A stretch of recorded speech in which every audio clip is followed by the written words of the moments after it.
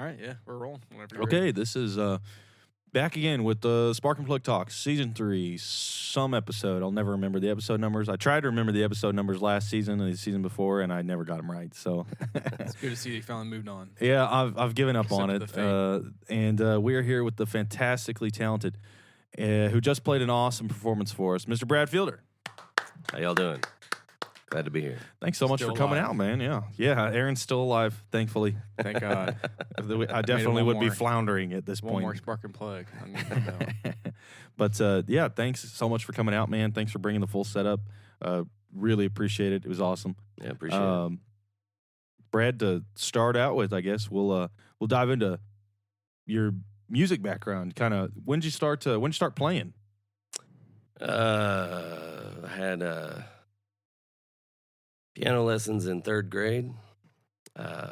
The old Asian household treatment. well, almost. I mean, I had to choose between learning violin or learning piano, so I went with piano. And then, let's see, 5th grade, started playing trumpet in junior high or in grade school up through junior high, and then guitar came along and kind of piano and trumpet went by the wayside. And Oh yeah, I was gonna say, man, Everything no kicked piano in. and trumpet incorporated Man, in if you the brought live out a- set. If you brought out a trumpet, I shit my pants. You ain't really do all that shit in time. I can't do all that at once. No, yeah. I mean, still play piano a little bit. Don't really touch my trumpet anymore. It kind of fell apart. It's kind of hard to play that by yourself, I guess. You know, probably gets kind of old after a while. right. Unless you're just feeling melancholic and play taps. I wake myself up with Every reveille morning. every morning, and then taps to go to bed, and we're good. I mean, I was a bugler in my Boy Scout troop, actually. Oh, very Hell cool. yeah. So I I got to keep it alive for a little bit. Yeah, to the best of my abilities. That's awesome, anyway. man. I could almost play reveille, so it was good. But yeah, I mean, guitar came along when I was in probably around 9th grade, and then just shit, everything else. Learning, I wanted to be able to play everything that I needed to be able to record everything that I wanted to. So, Yeah. and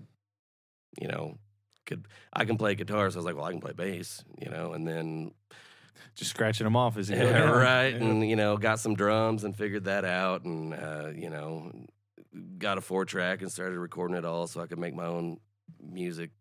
That was when I was in 12th grade, and just shit kept going from there. Did you have Did any guitar heroes? Sorry. No, go ahead. Did you have any guitar heroes growing up? You started playing out. What you What- said, 9th grade? Was that around the time? Yeah. I mean, I was Jimi Hendrix, of course. When I was in junior high, I was like, well, what the fuck is this guy Yeah. doing? And I, to the best of my abilities, mastered his version of the Star Spangled Banner. I thought it was pretty Nice. badass. Hell yeah, man. Just turn my amp all the way up and just get ridiculous with it. And Leaning on the body. Yeah, it turns. Yeah, it gets to the point where it's like 85% of what you're playing is just feedback. yeah, There's an art to it. Yeah. right. I never mastered like It's the the longest Star Spangled Banner. Right. Couldn't get the dive bombs to make it sound like bombs dropping and shit. But, to the best of my abilities, and like man, I don't know, I just wanted to be able to play guitar effectively, What were you listening to at the time? Well, what'd you kind of grow up listening to? What was the foundation? Well, I mean, there was a lot of like classic rock in the house, and some like R&B music a little bit, and like KOMA radio, oldies. Yeah. Like Okay. had oh yeah, all them songs are still in my head. Too bad they started seeping into the 80s and 90s now, but back Lame. then it was strictly like 50s and 60s songs, and then Before you know it, you're gonna start playing like Lady Gaga on the oldies channel. right, 10 more years that'll be oldies. Yeah. And then what made me start to want to record my own stuff and get into that whole world 4-tracking was I listened to a lot of Nirvana and Beck. So, you know, this was early 90s. It's like, I can do that, you know. So I got my 4-track and basically just, I'm going to make a song that sounds like this band. I'm going to rip this song off and make this, you know, and just, yeah, you know, I mean, in the regular alternative rock of the day, the early, mid to late 90s was, you know, what I was into and just wanted to emulate all that. And yeah, just so me and Aaron's favorite band is Pearl Jam, so we can relate. I'm sorry. I'm a Nirvana guy. Nirvana guy. I love Nirvana too. I do love Nirvana. I think my dad's favorite band is actually Nirvana, but he influenced me quite a bit. You know, just playing random CDs in the car, and it seemed to flip flop between Pearl Jam, Nirvana, Live's one good album, and Stone Temple Pilots. Yeah, and Sailing the Seas of Cheese. Oh, yeah. All great albums. Yeah, you can't leave out Primus. Can't leave that out. I still remember the day you showed me Sailing the Seas of Cheese. We're in his dad's truck, and we're like driving over to his grandpa's house. I was like, and dude. It came on, and you're like, oh, you got to check this shit out. You ever heard Tommy the Cat? And I was like, what the fuck is this? Oh, my God. And it was all downhill from there. Yeah. Then we would listen to Pearl Jam, and it was like, oh. Before then, I had good musical taste.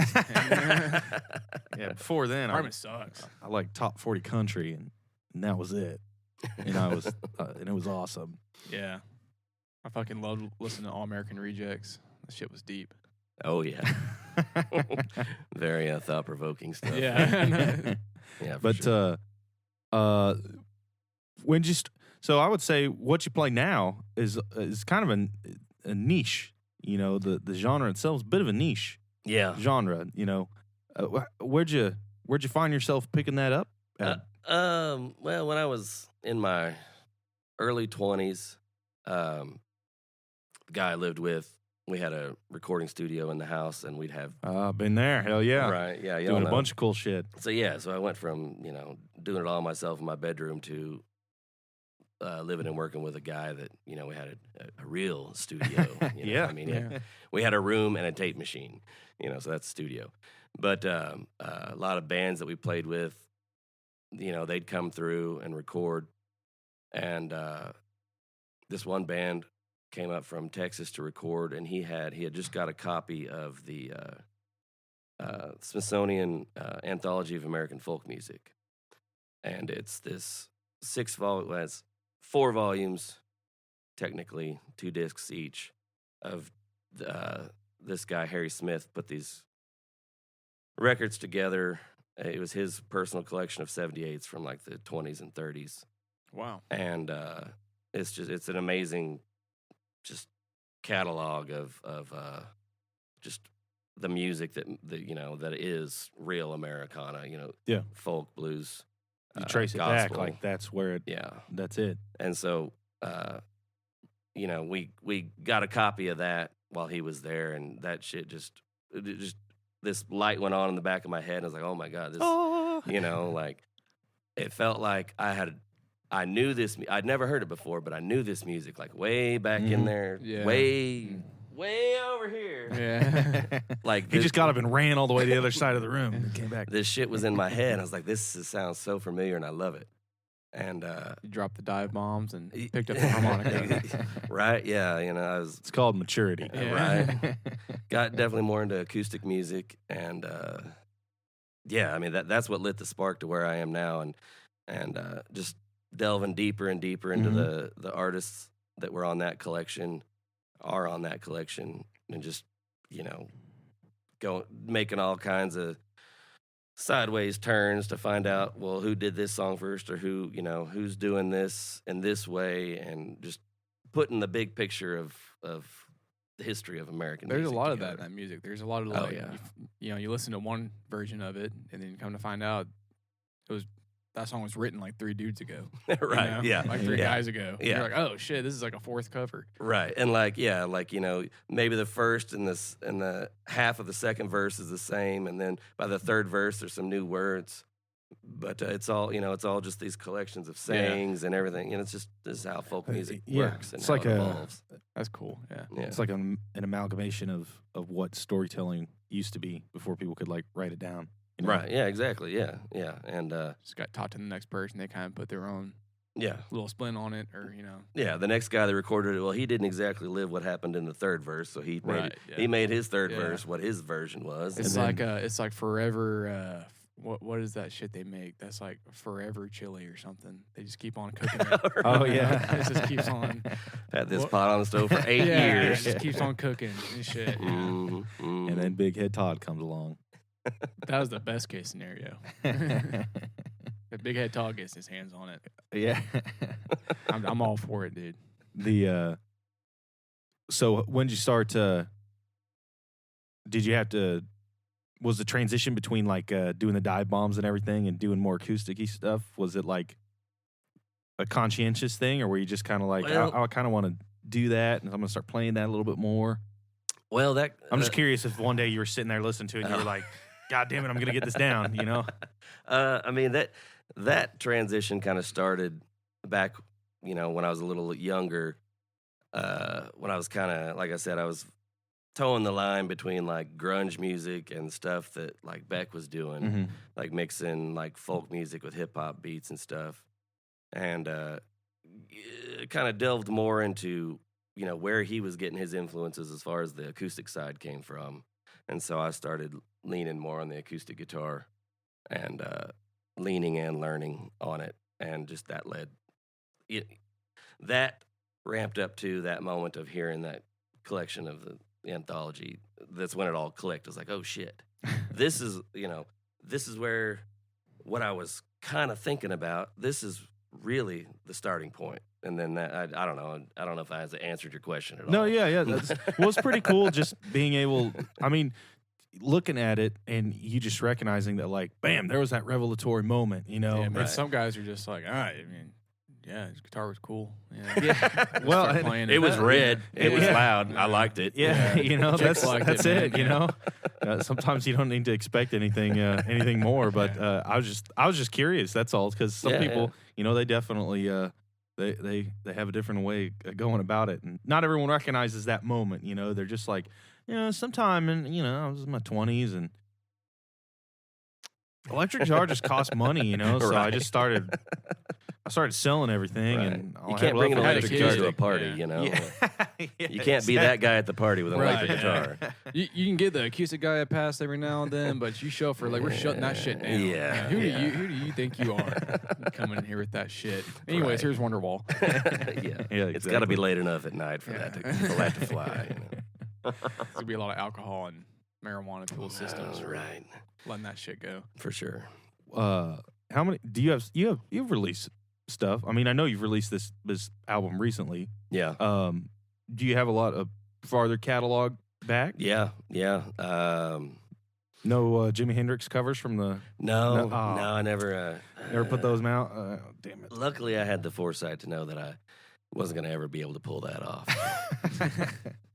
What a mature 20-something-year-old. Yeah, in one way. But, I started recording stuff.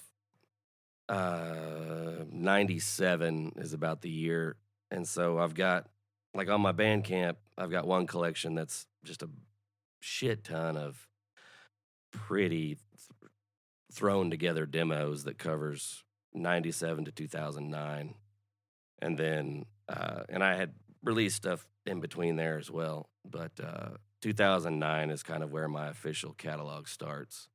But there's all kinds of shit between. Yeah, that's a pretty good recording history, man. How good are you at just turning shit out? Do you sit on stuff for a while, or are you pretty good at getting onto yourself? And I've gotten better at being able to sit on stuff because, used to. I would write a song and record it, or even record it as I was writing it. And then, I'd have this album of basically what sounded like demos, but I'd fucking put it out anyway. Who cares? I finally started caring. Mm-hmm. I'm actually sitting on an album right now that I recorded back in June of last year.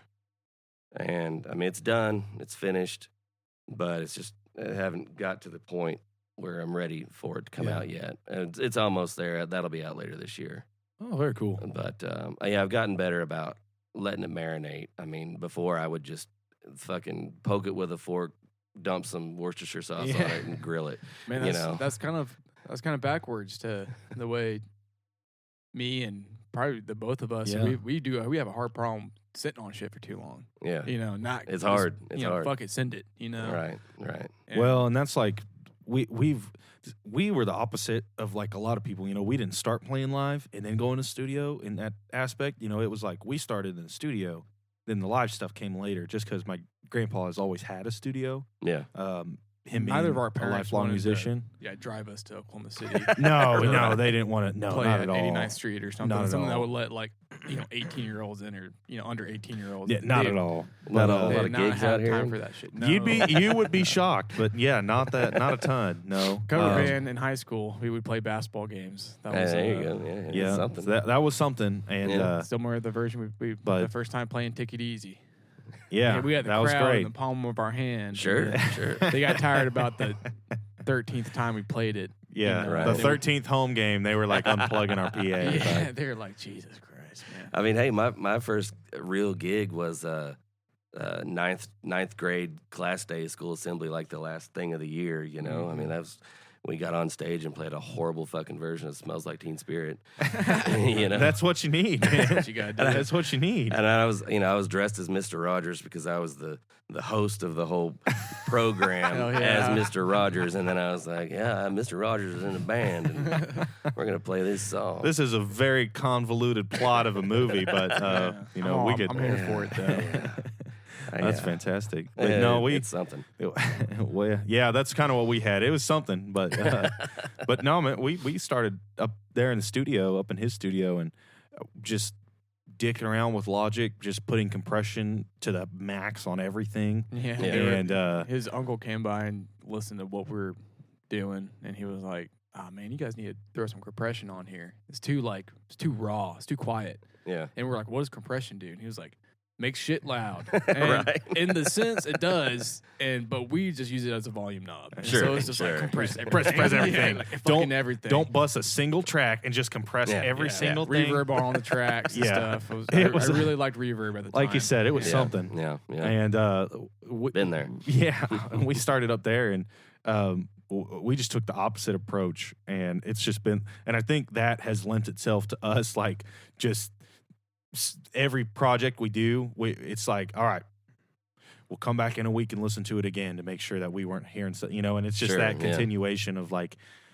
one day we'll get to the point, but as we've recorded more and more, we kind of realize like, I don't think you ever get to a point where you're like, perfect. It's No, it's no, kind of like where you're like, never. I definitely hate this version the least. Sure. And then it's like, Sure, okay, sure. it's probably pretty close to, then, you bring a couple other people in and you say, what do you think of this? And they're like, well, sounds good. Sounds pretty good. I like it, whatever. That's all you gotta do. Okay. And Right. then- You gotta find those people bingo. who actually won't lie to you though. Yeah. Like, don't show it to your mom or Yeah. show it to your wife. They like to rag on your ass every now and then. Yeah. Yeah. Shout out to Angelina. Yeah, they'll be a harsh critic. I don't know. It sounds pretty harsh, high indie. I'm like, oh fuck, god damn it. On to the 12th revision. Right. Well, yeah. Go back out to the car and listen to it again. Yeah, yeah. Seriously, just sit out there. Yeah, just like it's all muffled and shit. There's been times where I'm like, I want to take my fucking laptop out to my car and just mix in the car. Just cut that whole step out. Right. Yeah, man. Like I said, gotta do what you did. Something. Yeah, Gotta do do what you something. gotta do. Whatever it takes. The Brad, how many? So you've been playing for a while. Yeah. Are there any venues that come to mind where you're like, that's pretty awesome that you've played in the past or anything like that? They don't have to be around currently or anything. I was just curious. Or any that come to mind and are like, well, those are fucking terrible. That was a horrible time. The chug suckle. Yeah, you don't have to name them or Plenty of anything. I'm those, just curious. Just right off the top of my head, what popped in was one of my favorite places I used to like to go was called the Westport Saloon in Kansas City. It's not there anymore. It just closed down. I think it was like December 31st was its last day. 2022 was its last day. Yeah.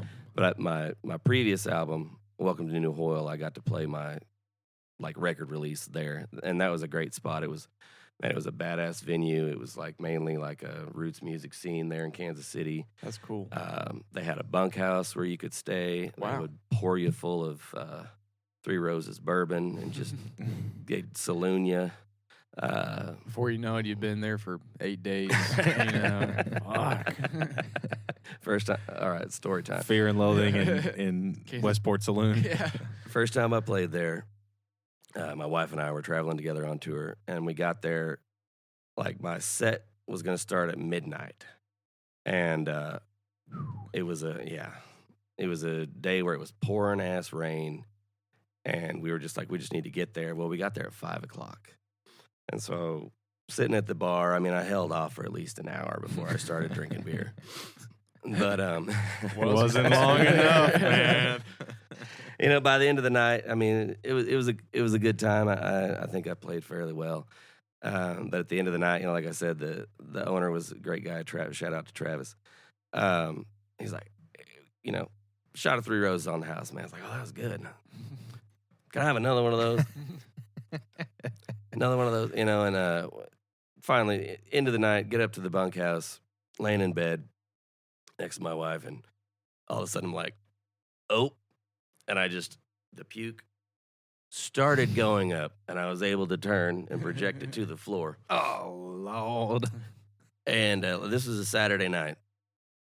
Did my best to, you know, do what you do in the middle of the night, and you've got to still kind of drunk and stuff. Or, oh my God, that smells so bad. I had a Sunday brunch gig in Topeka, about an hour away. So we had to go to Topeka. After that gig, went to Walmart, got all the cleaning shit, drove back, did my duty to clean up my puke. This is how much I loved this venue. I went 2 hours out of my way to go back and clean up my damn mess. But well, damn, that sucks that they're gone. Yeah, it was a great spot. It was a great spot. I loved it. How was that next gig? Severely hungover. Oh, it was fine. Oh, it was fine. It was a. You ever been to a brunch? It's about as shame as every 3 more brunch. shots on the house, and then. Well, it was this grilled cheese restaurant. It's kind of they made real greasy ass fancy grilled cheese with. So it was heaven for you, right? I was like, I need some greasy ass. Couldn't have planned this any better. Bread and cheese and some fatty meat. Yep. Get that in me. Yep. Felt like heaven.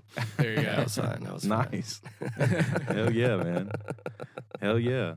Well, beside Westport Saloon, is there any ones you can think of that were just the strangest trip or just a terrible trip? Oh, man. There's got to be one where you went and covered Star Spangled Banner and it just bombed terribly. No pun intended. People double burn you. No, not so much that. Way back before I was completely on my solo thing, in the early 2000s, I played keyboard and organ in a ska rock steady and reggae band, the Magnificent Seven. And we did a couple of semi-national tours. Went out a couple times with the Toasters. But there's this one also in Columbia, Missouri. I believe it was called the Music Bar. And it was another situation where we got there way too early. And, you know, we're all in our early 20s. And they were giving us free, it was this really dense, heavy German beer. God. I don't remember. It was Polliner or something like that. It was something heavier than that. But carbonated Jägermeister. But we just the whole fucking band just got tore up. And we're talking shit all night. But people fucking loved us. It was a tiny little place. But, I mean, we did horrible. We did horrible a lot of nights on that tour, those tours. There was one place in New Mexico where we played. It was in this like school gym, and the bands that played before us were 17-year-olds. That's in a school I don't know. gym. I don't know how the hell we got on this show. Like, well, they were just like, Yes, I am the superintendent of this school district. Will you play? It was like the fluorescent lights on the entire time. I mean, I don't know. Our drummer, he did all the booking and the driving. What like, the worst of both worlds right there. But never met a drummer who could drive well. Well, it depends on who owns the van. Yeah, and that show, like I said, it was in a school gym, so we weren't supposed to be drinking or anything. Well, our singer had a good amount of Jim Beam in a Coke can, and he was getting a little saucy on the mic towards the show, or towards the end of the show, and he said, "That's our merch table over there. We got blah blah blah all this shit. Take everything you want. It's free." Joking. These fucking kids did it. Oh fuck. They took all kinds of our shit. All the koozies, everything. And so at the end of the night, so we were in all Columbia, Missouri, Franklin, Mississippi, we are super, super popular there. So we were mad as hell. We went in there and we dumped all the trash cans in the toilets and shit. We were fucking pissed. Beat the shit out of some 8-year-old that was in elementary school. He had to go. There he is. The kid wasn't going to pay us, and he was hiding in his dad's car, and he's over there beating on the window and made his dad fucking pay us. And that was not a good one, but I don't remember where that was. Somewhere in New Mexico. It was cold, and we got drunk in the back of the van. Anyway, kids got nothing else better to do in New Mexico than sons of steal your bitches. fucking merch. Yeah, that was 20 years ago. It's not like that anymore. We got there are rules, damn it. What was the name of the band? The Magnificent Seven. Is there Magnificent Seven merch and like their shops around I'm that sure area? there are. Yes. We're like, what the fuck is this? Yes, yeah. It was all, it was kind of coming off the end of third wave ska, so it was a bunch of like scooters and shit, and like everything was like checkerboard, and it wasn't my thing. But That's awesome. I was playing in the band with a couple of my good buddies. So yeah, and you were going places and playing shows. Shit. Yeah, I learned how to go get drunk and play music on the road. All valuable lessons learned. That was 20 years ago. Integral to being a musician, yeah. Right. That was only 20 years ago, back in the early 2000s. Isn't that fucking weird?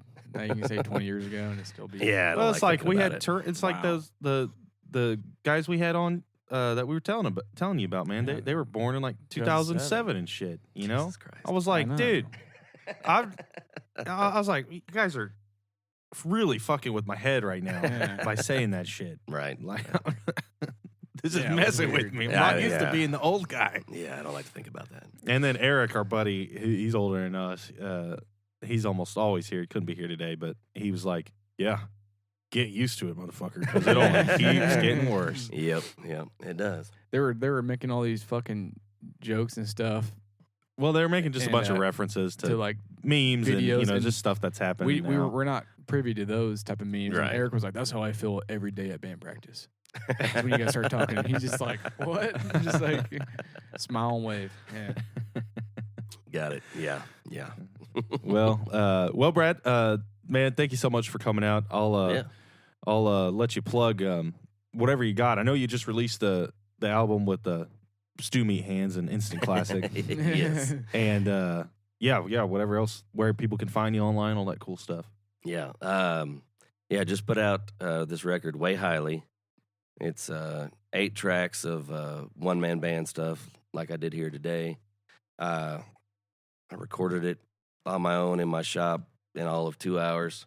Just banged it out. I needed something to represent what I do live. I mean, rather, Okay, because I saw some of the video that you had posted of you record. Yeah, okay. Yeah. And I was like, I remember you saying like, wham bam, no thank you, man. We're getting it done. You know, like, and it was like, hell yeah, man. He's has balls to the wall. Like he's got the plywood wall of like. I mean, that's my shop, man. Yeah. It's got, where all the garden equipment is, and my lawnmower, and all my kids' toys, and then my shit over here. But yeah, I mean, what you saw in that video was the take of the track that's on the album, and that's badass. Just put that out, 𝙎𝙚𝙖𝙨. You can get it on my Bandcamp, and stream it everywhere online. I don't know when this is going to come out, so I don't know what to plug. Probably 3-4 weeks. So I mean, okay, I don't not even very know. close, but I'd have to look at I don't even know what I have in 3 or 4 weeks. Yeah, there's something going on. Just go find Brad Fielder at Brad Fielder. He'll be doing something. BradFielder.net where you can get all the information. It's all there. Awesome. Yeah. Well, once again, thank you, man, for coming out and not spending your Sunday, whatever it is you were going to do at home. I mean, I'm going to go back there and finish, like I said, building marble tracks with my kid. Well, hey, that's all. I mean, that's not a bad Sunday. Oh, that ain't a bad not Sunday. Not at all. Could be worse. Could be in jury or duty or something. Could be at a high school in New Mexico. They have jury duty yeah, on no Sunday. shit. Yeah. Could be at high school in New Mexico. Getting my shit stolen. Drinking gin in the back of a Could van. be puking in the bunkhouse. I'm gonna find you, fuckers. I forgot about that. I promise not to dump the trash can in y'all's toilet Thanks, man. today. Appreciate it. Yeah, we won't Y'all steal been any good of to your me.